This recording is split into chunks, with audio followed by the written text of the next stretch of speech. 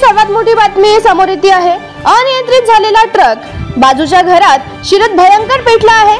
वर्धाच्या सिंदीमेघे परिसरात असलेल्या नागठाणा शिवारात महामार्गावर भरधाव धावणारा ट्रक अचानक अनियंत्रित झाला आहे। ट्रक रस्त्याच्या कडेला बाहेर जात असताना बाजूच्या घरात शिरलाय। भरधाव असलेल्या ट्रकने अचानक पेट घेतला असून ट्रकला मोठ्या प्रमाणात आग लागली आहे। किराणा माल भरून असलेला हा ट्रक मोठ्या प्रमाणात जळाला आहे। हा ट्रक नागपूर येथून कर्नाटक येथील हुबळी येथे माल घेऊन निघाला होता। नागपूर तुळजापूर मार्गावर ही भीषण घटना घडली आहे।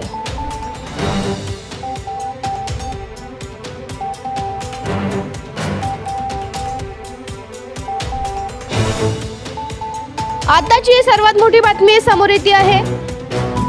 चॅनलच्या माध्यमातून आपण बघू शकता ट्रकला भीषण आग लागली आहे।